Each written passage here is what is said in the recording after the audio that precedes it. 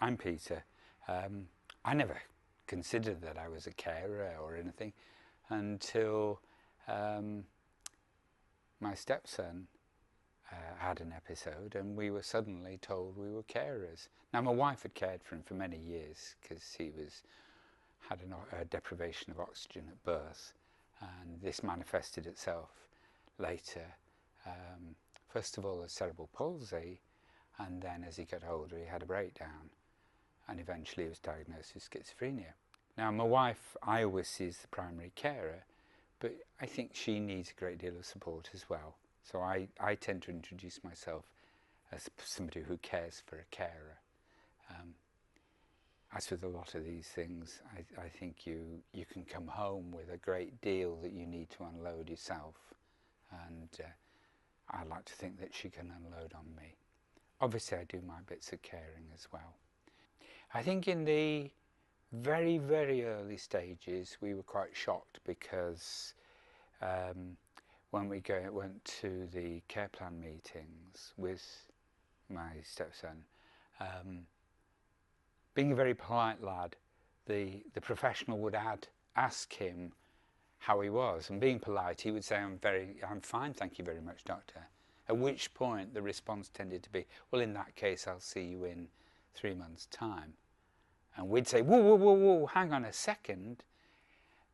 And we were sort of more or less, listen, I'm the professional. When I want your information, I'll ask for it. Which was a massive shock to us. People are now recognising that carers are actually fundamentally important in a service user's recovery.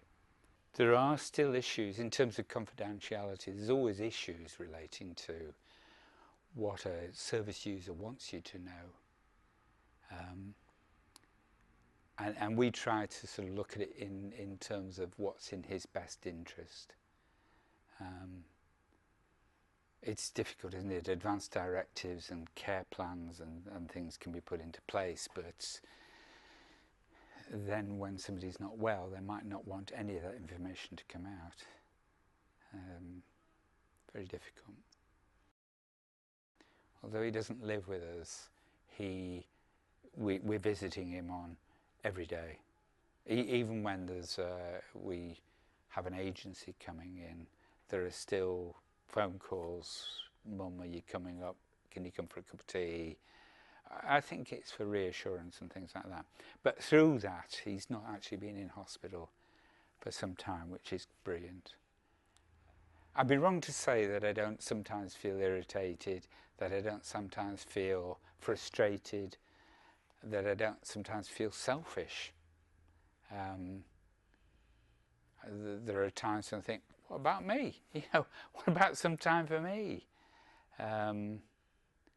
But that's not fair, because also Annie needs time herself.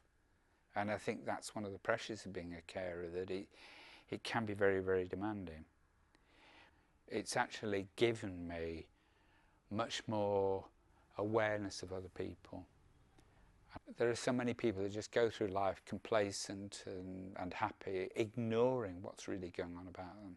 So that's what caring has given me, an ability to look beyond myself